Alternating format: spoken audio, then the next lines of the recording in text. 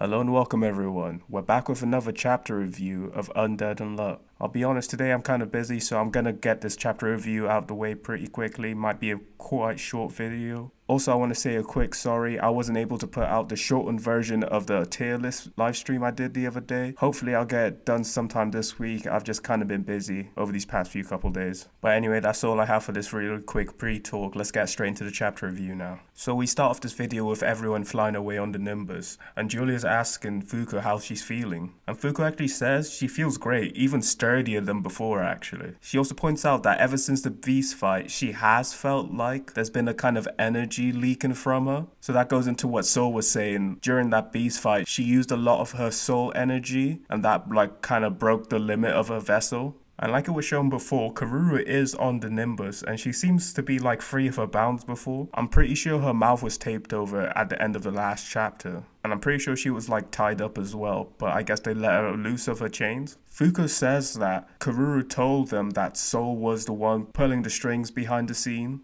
And we don't actually get how Karuru was communicating with Soul, or how he first got in contact with her. Like I was saying in the last stream, it could be like a God Cube kind of situation from One Punch Man. I'd like to know if he can just like reach out to anyone in the world, or if there are like some special conditions he needs to meet in order to like communicate with the normal humans. Oh yeah, and I don't think I actually said the chapter number in the title. This is chapter 213, entitled Recollection. But anyway, Fuuko is thinking about the events that just transpired, and she's still a bit weary of Soul's plan, because essentially, everything that the Union set out to do, they accomplished. And Fuuko feels like she might be overlooking something, and I'm thinking the same thing too. Because Soul's a smart guy, like Change even brought up to him, they'll probably find a way to get Fuuko's parents together. And he even said yeah, he's planned for that. So there must be something else going on, because we didn't even see his reaction to like Fuuko's vessel getting healed. Like at least like some kind of anger to be like, oh damn, my plan failed.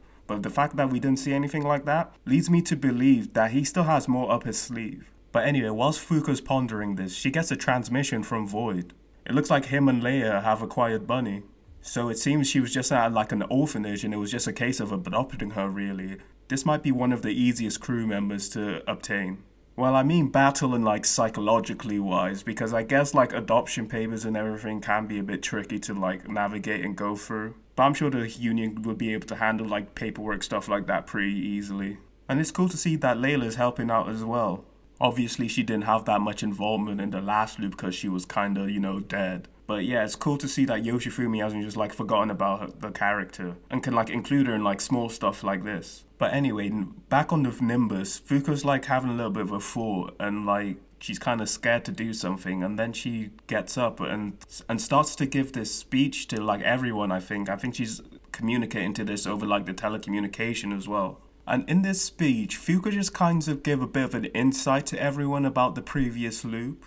She talks about how they were all like friends and foes, and there was betrayal and heartache. And it all boils down into that, although that we were all like from different sides, at the end of the loop, everyone fought together and entrusted Fuuko to ride the arc. And I'm wondering if this is the first time Fuuko's actually like fully explained the situation to everyone. She probably explained it to like Nico and that, and like some of the earliest members she like gathered up. But like I'm pretty sure like everyone didn't know about this. Maybe they all knew about the loop. I'm questioning that even, because a lot of them just know as Fuuko being really old for some reason. But I'm assuming she probably told them about the loop at some point. But yeah, even Billy was saying like, oh, that's an amazing story. So I'm pretty sure she hasn't spilled the full beans to them before. And she was kind of nervous doing this now, so why would she be nervous if she's like spoke about this to multiple people before, and they probably would have spread it around and stuff. So she probably kept the like whole loop situation under lock and key for a little bit. And now she feels like it's the right time to like tell everyone, because they're about to get their last member.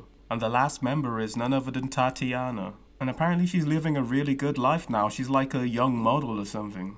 Which makes her having Untouchable an even worse tragedy, because she's like a fashion model. She likes wearing clothes and whatnot. But when she gets Untouchable, she won't even be able to wear the clothes that she loves. And they do ask the question, do they let it manifest, or do they try and stop it like with Nico? And I was kind of forgetting that was an option, really. If they know the trigger to the event that makes it manifest, then they just work around that. But with Nico, it was pretty easy. It was like just Ichiko's death. But I can't remember what Tatiana's was. I don't think it was explicitly said. Fuuko said she's not even really sure. But she does know that she made a promise to Tatiana in the last loop, that in this next loop they will be friends again. And this is where Fuuko hits us with a huge shocker. I wasn't expecting this, but she said that when she's prevented Tatiana's tragedy, she wants to use the artefact, Remember. Now this artefact is what's usually stuck in Andy's head, and it has two functions. It can either bring back all the memories from the previous loop, or completely reset your memories. We've technically only seen it being used to reset memories, like with Andy. Well, technically Victor.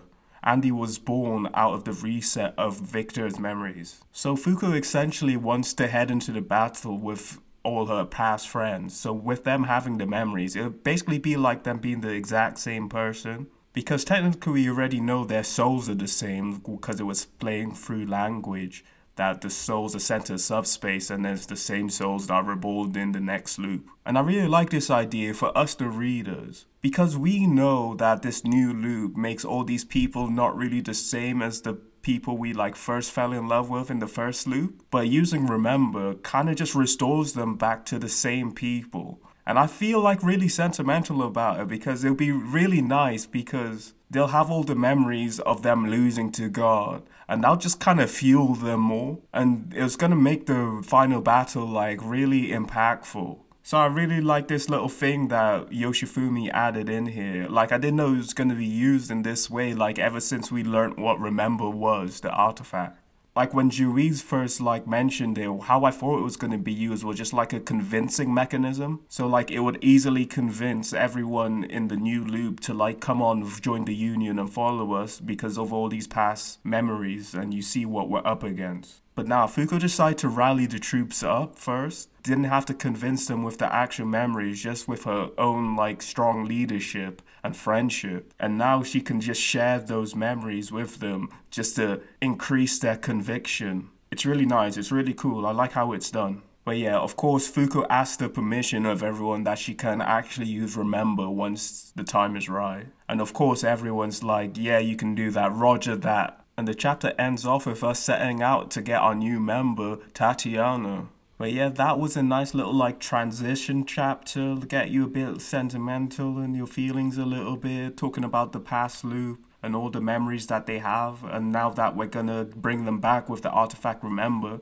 I didn't even know Fuuko had Remember. Did she like get that in the past quest and I just kind of forgot? I feel like it was, but I might be misremembering. And one thing with Remember, does it just let you remember the last loop or is it all the previous loops? Because in the chapter, Billy does say the memories of the previous loops, plural. And if that's the case, isn't that like a information attack like what Apocalypse does? Will Remember like keep their brain intact? Because it's different, it's not like attacking you, it's just like restoring it. Will it take some time? Maybe that'll be a whole thing, like it'll take some time for the memories to come back so that it's not like an information attack. And in that time, like we'll have to hold off some of the master rules or something, like Fuuko and Andy will have to hold them off by themselves for a bit or something. That'll be pretty interesting. But yeah, that's all I have for this video. Like I said, it's a short one. Actually, I don't know how short it's going to be because I haven't like edited down all the like outtakes and stuff I've done for this audio file. But I don't think it'll be that long. Thank you for watching if you made it this far, and I'll see you later.